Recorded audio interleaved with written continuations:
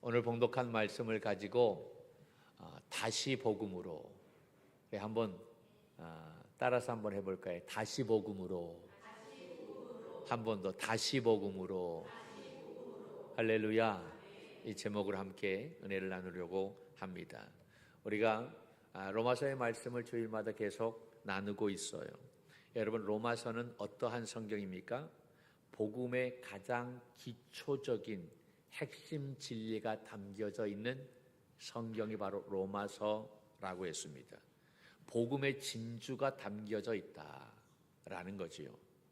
그러니까 가장 기초적인 복음이 무엇인지에 대해서 이야기하고 있는 성경이 로마서인데, 그렇다면 제가 질문을 할게요. 그렇다면 이 로마서는 복음을 한 번도 들어보지 못한 사람에게 예수 그리스도가 누군지 모르는 그러한 사람들에게 이 복음이 무엇인지를 설명하기 위해서 쓰여진 책이다. 이게 첫 번째. 두 번째는 아니다. 이미 복음을 들었고 예수님에 대해 잘 알고 있는 사람들에게 복음을 말하고 있는 책이다. 여러분, 첫 번째, 두 번째 어떤 것이 맞다라고 여러분은 생각하십니까? 정답은 두 번째입니다. 많은 분들이 그냥 일반적으로 생각할 때에 이 로마서는 복음의 가장 기초적인 그러한 핵심 진리를 담고 있기 때문에 복음을 전혀 들어보지 못한 사람, 예수 그리스도가 누군지를 모르는 사람들에게 쓰여진 책일 거야 라고 일반적으로 생각하기 쉬워요. 그런데 오늘 말씀을 잘 보면 그렇지가 않다라고 하는 것이지요. 처음 복음을 듣는 사람에게 쓰여진 것이 아니라 이미 복음을 들어서 복음이 무엇인지를 알아요. 예수 그리스도가 누구신지를 알아요. 그분을 믿고 있어요. 더 나아가서 로마서를 쭉 보게 되면 그 복음을 가르치고 있어요. 예수님이 누구신지에 대해서 가르치고 있는 사람들이다라고 하는 거죠. 그들에게 이 복음을 이야기하고 있다라는 겁니다. 그렇다고 하면 좀 우리가 의아한 그러한 생각을 가질 수가 있겠죠. 아니, 이미 복음을 잘 알고 예수 그리스도도 잘 알고 오히려 그 예수 그리스도에 대해서 가르치는 사람들에게 이 복음을 이야기할 필요가 있겠는가? 여러분, 오늘 봉독한 말씀을 보면 본문에 뭐라고 되어 있습니까? 이렇게 되어 있어요. 로마에서 하나님의 사랑하심을 받고라고 되어 있죠. 이미 로마에서 하나님의 사랑을 받고 있는 사람들이었다라고 하는 거예요. 그 다음에 뭐라고 되어 있습니까? 성도로 부르심을 받은 모든 자에게. 그러니까 이 로마서는 이미 하나님의 사랑을 받고 있는 사람들에게, 이미 하나님의 부르심을 받아서 성도라고 그렇게 부름을 받고 있는 사람들에게 이 로마서가 기록이 되어졌다라는 이야기인 거지요. 여러분, 생각해 보세요.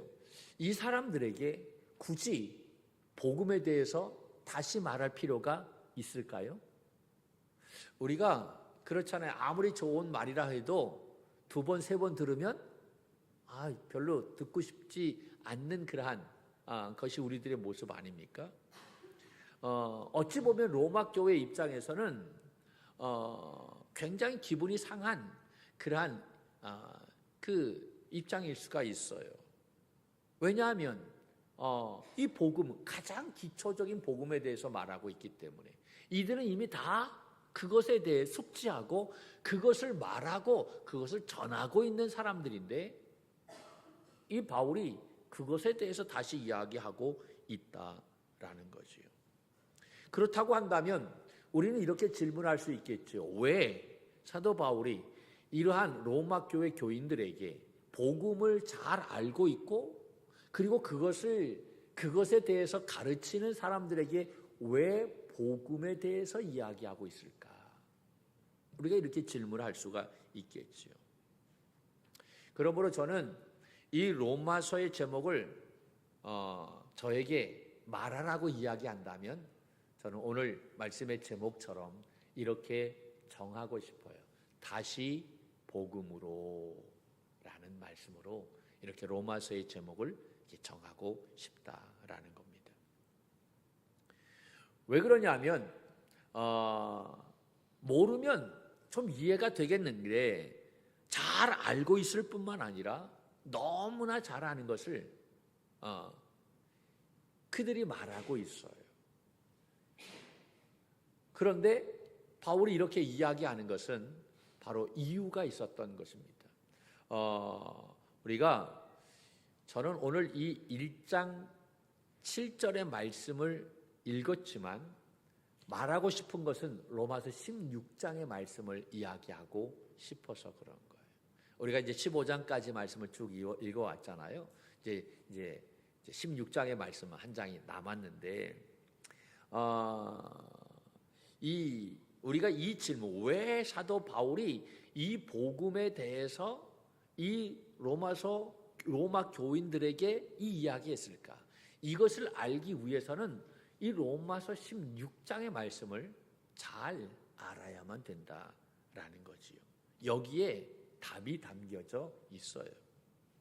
그런데 우리가 로마서를 읽다 보면 어떠한 경우가 있냐면 1장서부터 15장까지는 아주 신중하게 읽어요. 집중해서 읽습니다. 왜냐하면 여러분, 로마서는 정말 사도 바울이 자기의 모든 사상, 철학, 모든 것을 집약해서 기록했기 때문에 단어 하나하나, 문장 하나하나가 얼마나 주옥 같은지 몰라요. 그의 모든 것이 다 담겨져 있어요. 그러니까 그것을 해석하고 이해한다라고 하는 것이 쉽지 않아요. 여러분, 가장 훌륭한 신학자들도요, 로마서를 주석하는 걸 굉장히 어렵게 여깁니다. 그 정도로 어려운 성경이 바로 로마서라고 이야기하는데, 그러니까 그 바울의 자기의 모든 생각과 그러한 사상을 집약해서 쓴 이 성경이 로마서이기 때문에 그 로마서를 쫙 읽기 위해, 그 이해하기 위해 얼마나 애쓰는지 몰라요. 한 구절 한 구절, 한 단어 한 문장을 굉장히 신경스럽게 본다라고 하는 거예요. 그런데 1장서부터 15장까지는 그렇게 말씀을 읽어요. 여기에는 교리적인 부분과 그리고 나중에는 그 실천적인 그러한 부분이 굉장히 많이 담겨져 있기 때문에 우리가 아주 꼼꼼하게 성경을 읽게 됩니다. 그런데 16장에서는요, 다르죠. 그 말씀을 그냥 대충 흩어보고 그냥 끝내는 경우가 많아요. 왜냐하면 거기에는 사람들의 이름이 쭉 나열되어 있기 때문에 그런 거예요. 마치 족보처럼. 여러분, 마태복음 보면 누가 누구를 낳고 누가 누구를 낳고 막 하다 보면 막 여기에서 신경질 같은 거 막 나오잖아. 그래서 읽다가 그냥 막 넘기잖아, 그냥 대충. 그리고 그 이름들이요, 우리 이 말 어렵잖아요, 자꾸 이게요.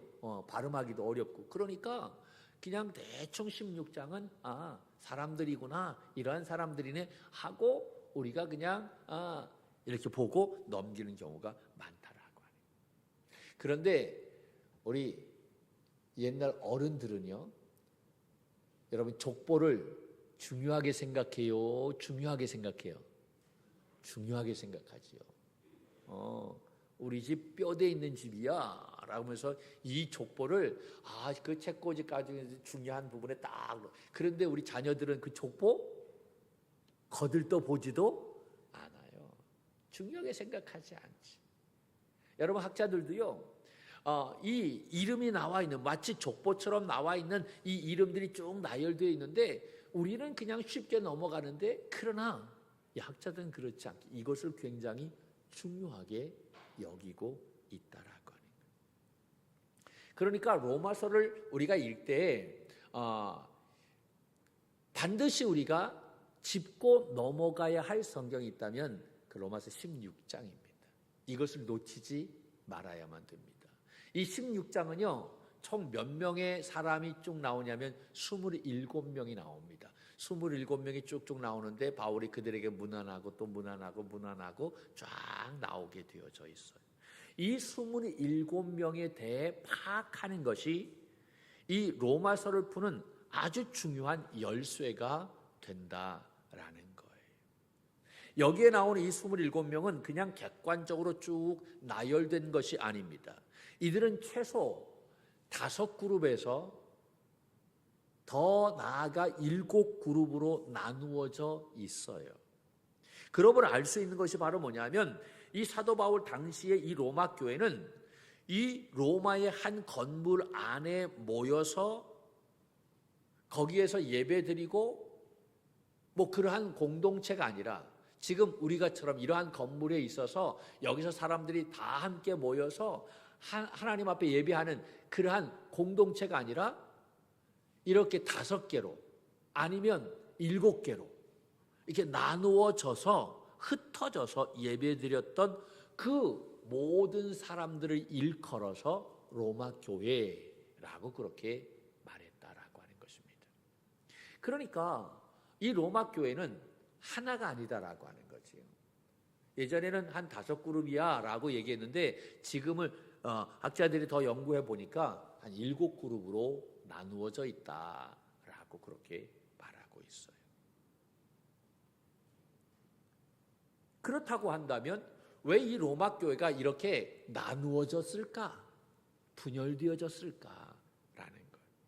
이것도 굉장히 중요하지만 이것보다 더 중요한 것이 바로 뭐냐면 이렇게 나누어져 있는 7그룹의 성격을 파악하는 것. 이것이 굉장히 중요하다라고 하는 거예요. 그들의 성향, 그 그룹의 성격과 성향을 파악하는 것. 그 그룹을 보면 어떻게 이루어졌냐면 유대인은 유대인들끼리, 이방인은 이방인들끼리, 자유인들은 자유인들끼리, 노예는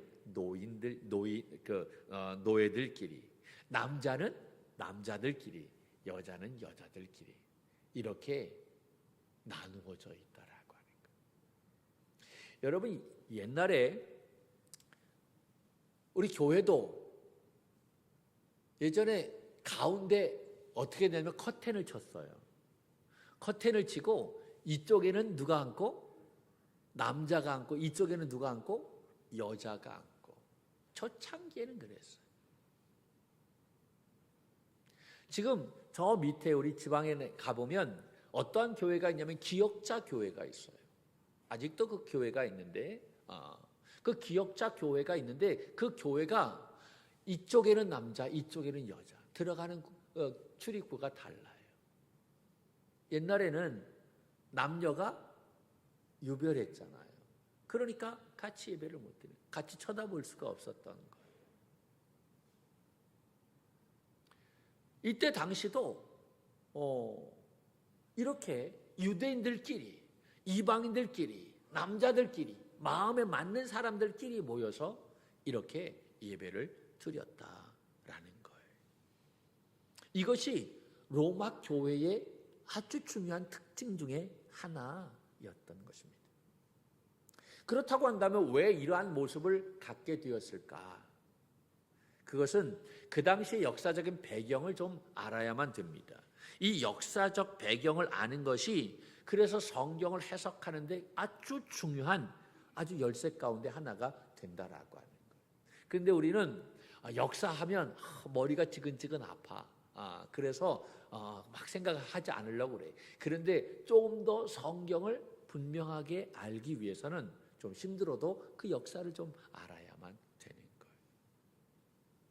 이때 당시 AD 49년 여러분 AD 49년에 어떠한 일이 있었냐면 이 로마시 안에 유대인들끼리 큰 싸움이 일어나게 되어졌어요. 왜 유대인들끼리 큰 싸움이 일어나게 되어졌느냐? 무엇 때문에? 그리스도 때문에 그랬어요. 그러니까 예수 그리스도 때문에 유대인들끼리 큰 싸움이 일어나게 되어졌는데 한 그룹은 예수는 그리스도다라고 믿는 유대인들과 또 한 그룹은 예수는 메시아가 아니야 예수를 믿지 않는 그러한 유대인들끼리의 싸움이었다라는 거예요. 그런데 이 싸움이 엄청난 큰 싸움이었어요. 폭동이 일어나고, 그때 당시에 문헌에 보면 그 로마시의 모든 그러한 경제적인 주도권을 거의 누가 가지고 있었느냐? 유대인들이 가지고 있었다라고 말을 합니다. 그런데 이 유대인들끼리 싸우게 되니까 로마시의 경제가 돈이 돌아가지 않는 거예요. 그러니까 큰 문제가 일어나게 되어졌던 거죠. 그때 당시에 황제가 누구였냐면 글라디우였어요. 이것이 황제에게 알려지게 되어졌고, 황제가 이 사실을 알고 한 번에 이 문제를 해결하게 되는데, 그것이 바로 뭐냐면 글라우디오 칙령이었다라는 거예요. 사도행전 18장 2절 말씀을 보면 이렇게 나와 있어요. 한번 볼까요? 사도행전 18장 2절 보죠. 시작. 아굴라라 하는 본도에서 난 유대인 한 사람을 만나니 글라우디오가 모든 유대인을 명하여 로마에서 떠나라 한 거로, 그가 그의 아내 브리스길라와 함께 이달리아로부터 새로 온지라 바울이 그들에게 가매. 아멘. 여기에서 글라우디오라고 하는 이야기가 나오죠. 글라우디오. 이 글라우디오라고 하는 이 황제가 어떠한 일을 했냐면 유대인들을 로마에서 다 떠나게 했다. 추방했다라고 하는. 그때 여기 이달리아는 이탈리아, 지금의 로마를 얘기하는 거예요. 로마에서부터 누가 오게 되어졌냐면 아굴라라고 하는 사람이 오고 그의 아내 브리스길라가 오게 되어졌다. 그러니까 아굴라와 브리스길라는 로마 교회 교인이었던 겁니다. 로마 교회 교인이었는데, 그런데 이 유대인들의 그러한 싸움으로 말미암아 이 글라우디오가 모든 유대인들을 로마시에서 추방하게 될 때, 그때 그들이 거기서 나와서 어디로 가게 되어졌느냐? 고린도로 가게 되어졌던 거지요. 그래서 거기서 누구를 만나느냐? 사도 바울을 만나게 되었다라는 거예요. 이렇게 글라우디오 칙령은 바로 그 당시 로마시에서 모든 유대인들을 추방하는 것을 말하게 되는 거예요. 그런 다음에 5년이 지난 이후에 어떠한 일이 일어나게 되어졌냐면 이 글라우디오 황제가 죽게 되어져요. 그리고 난 다음에 황제가 바로 누구였냐면 네로가 황제가 되어지죠.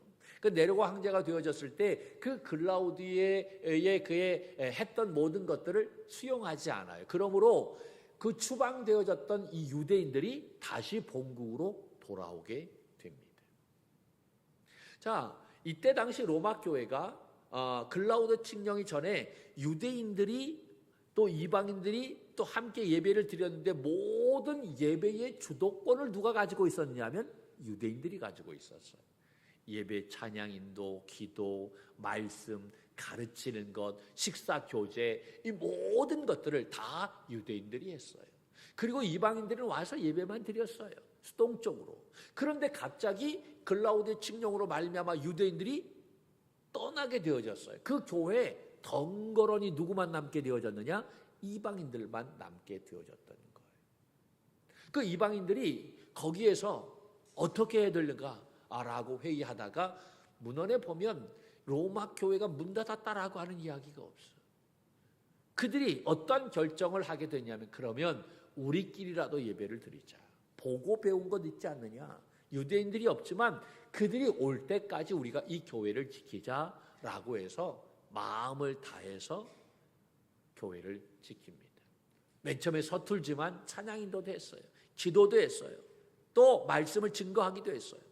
그러기를 몇 년 동안 하게 되느냐? 5년 동안 하게 되어져요. 그런데 놀라운 것은요, 이 5년 동안 이방인들이 그렇게 교회를 섬기게 될 때에 유대인들이 교회를 섬길 때마다 엄청난 부흥의 역사가 일어나는 거예요.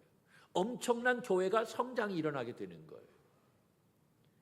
교회가 든든히 서가는 거예요. 그런데 글라우디오가 죽고 네로가 황제가 되어졌을 때 흩어졌던 유대인들이 다시 본국으로 돌아왔어요. 돌아왔는데, 그래서 유대인들과 이방인들이 함께 예배를 드리는데 유대인들이 받아들일 수 없는 그 엄청난 그런 충격적인 일이 일어나게 되었던 거예요. 그것이 바로 뭐냐? 아니, 할례도 받지 않는 이 이방인들이 이 제단에 올라와서 기도하고 심지어는 말씀까지 전해, 예배인도까지 해. 유대인들의 입장에서는 용납이 되는 그러한 상황이 아니었던 거예요. 어떻게 할례를 받지 않는, 어떻게 부정한 음식을 먹는 너희들이 어떻게 하나님의 말씀을 전할 수 있느냐? 이건 말이 안 된다라는 거지. 그래서 이 유대인들과 이방인들의 갈등이 일어나게 되었던 것입니다. 너무나 큰 갈등이 일어나게 되자 어떠한 결정을 하게 되어졌냐면, 그러면 너희들은 너희들끼리, 우리는 우리끼리 그럼 모이자라고 해서 이 로마 교회가 흩어지게 되었다라는 거지. 주도권 싸움이 일어나게 되어졌던 거예요. 이방인들은 야, 우리가 어떻게 해서 이 교회를 지켰는데, 너희들이 없었을 때 우리들은 더 열심히 해서 이 교회를 성장시켰어. 더 부흥시켰어. 왜 그런 공로 인정해 주지 않아? 라고 하면서 굉장한 갈등이 있었다는 거예요. 그래서 나타난 것이 로마서 16장의 말씀이다 라는 거예요. 근데 다음 주에 이제 이 16장의 말씀에 대해서 좀 더 진지하게 말씀을 나누게 될 텐데, 여러분, 이들은 그 갈등을 이제 해결하기 위해서 아주 편한 결정을 하게 되었던 것입니다. 가장 편한 결정. 그것이 바로 뭐냐? 마음에 맞는 사람끼리 모이는 것이었어요. 그러나 그것은 제일 나쁜 결정이었어요. 교회가 절대로 하면 안 되는 결정이었다라는 것이지요. 우리는 셀이든 또 선교회든 그래도 대화가 통하는 사람들끼리 그렇게 모여야 되지 않겠느냐라고 그렇게 생각을 합니다.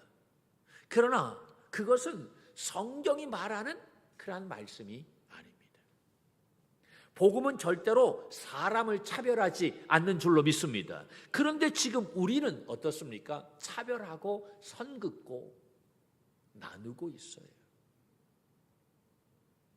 그러니까 사도 바울이 그러한 로마 교회 교인들을 향해서 뭐라고 얘기하느냐? 야, 너희들 다시 복음을 들어야 돼 라고 하면서 그 복음에 대해서 이야기하고 있는 거예요.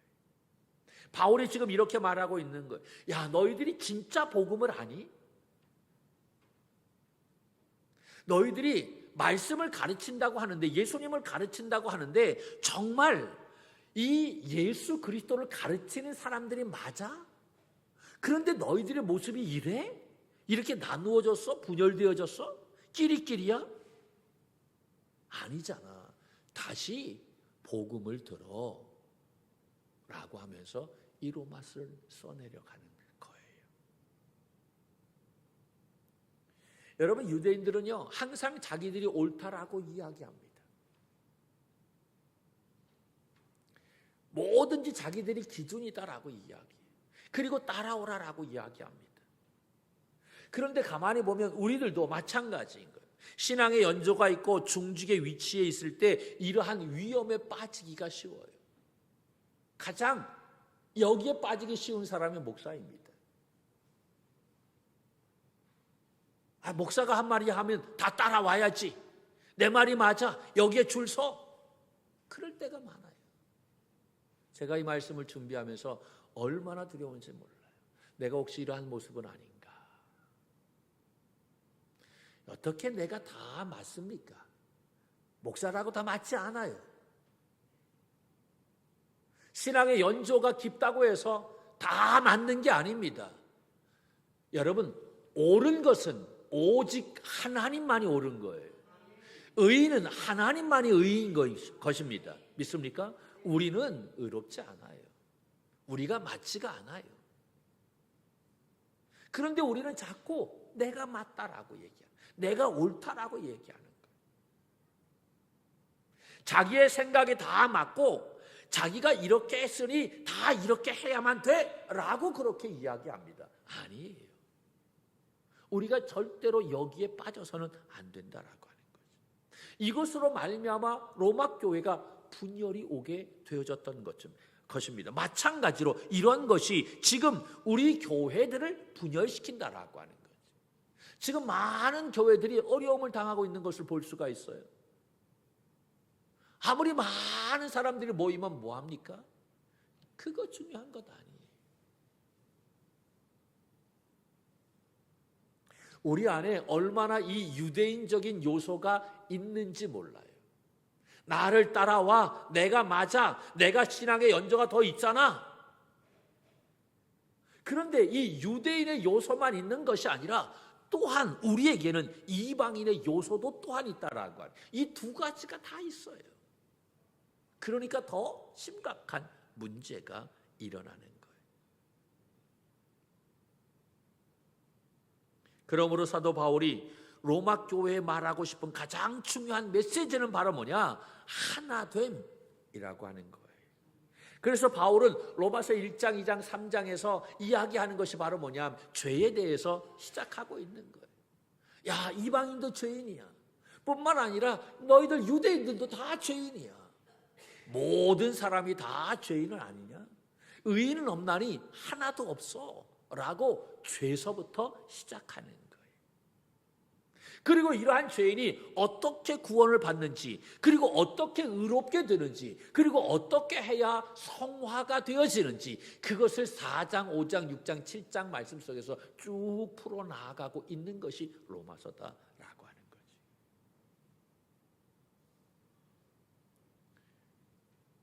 여러분, 죄인이 무슨 말을 합니까?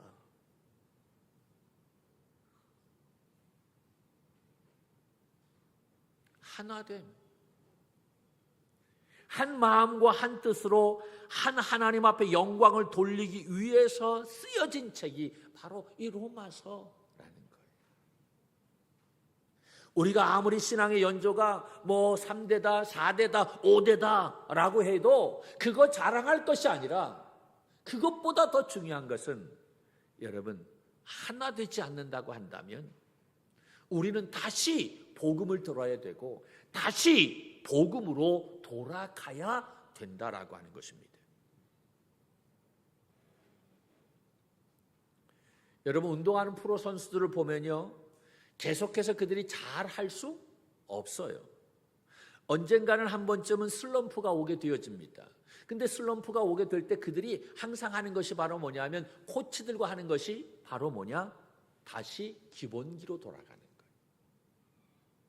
운동을 하고 난 다음에, 시합을 뛰고 난 다음에 그들이 코치들과 함께 나의 폼이 잘못되지는 않았는지 다시 처음으로 기본으로 돌아갈 수 있도록 그렇게 훈련한다라고 하는 거예요. 여러분, 그래서 기본이 굉장히 중요합니다. 뭐 탁구를 하든 배드민턴을 하든 기본이 중요한 거예요. 기본, 우리가 너무나 잘 알고 있지요. 근데 아이러니하게도 가장 잘 안 지켜지는 것이 바로 뭐냐? 그 기본기인 거예요. 하다 보면 그걸 잊어버려. 내 마음대로, 내 편한 대로 하게 되는 거예요. 그때 우리는 다 내려놓고 다시 처음으로 시작해야만 되는 거예요. 기본으로 돌아가야 되는 거예요. 근데 기본으로 돌아가기 위해선 용기가 있어야만 됩니다. 용기가 없으면, 믿음이 없으면 처음으로 돌아갈 수 없어요. 야, 내가 어떤 사람이 다시 그거 처음부터 그걸 해야 돼. 뭐 그립을 다시 잡고 뭐 하고 스텝을 하고 어떻게 내가 그 처음으로 어떻게 돌아가요? 근데 그렇게 해야만 되는 거예요. 신앙도 마찬가지입니다. 복음을 안다고 해서, 내가 들었다고 해서 끝나는 것이 아니라 복음은 계속해서 다시 들어야 하고 다시 복음으로 우리가 무장해야 되는 줄로 믿습니다. 그래야 우리의 신앙이 흐트러지지 않는 거예요. 이 로마서에서 말하는 복음이 바로 뭡니까? 복음은 바로 예수 그리스도인 것입니다. 할렐루야. 그 예수 그리스도는 우리의 하나됨을 위해서 이 세상에 오셨어요. 십자가 지셨어요. 믿습니까? 그러므로 우리도 그 하나됨을 위해서 십자가를 지고 주님을 따라가야 할 줄로 믿습니다. 이 복음으로 우리의 삶을 새롭게 다져 나아가는 믿음의 종들이 되어야 하는 것입니다. 여러분, 이 한 주간 우리가 어떻게 살아갈까요? 로마서에서 이야기는 다시 복음으로, 기본으로 돌아가야만 됩니다. 로마서에서 이야기하는 것은 하나됨입니다. 아니, 바울 서신에서 계속해서 이야기하는 가장 중요한 핵심 진리는 하나 되는 거예요. 예수 그리스도가 머리가 되고 우리는 지체가 되고 그 안에 하나가 되어질 때 하나님의 은혜와 영광이 그곳에 임하게 되는 줄로 믿습니다. 이 한 주간도 우리가 하나됨을 위해서 힘을 다하는 우리 선한 청지기들이 되기를 주님의 이름으로 간절히 축원합니다.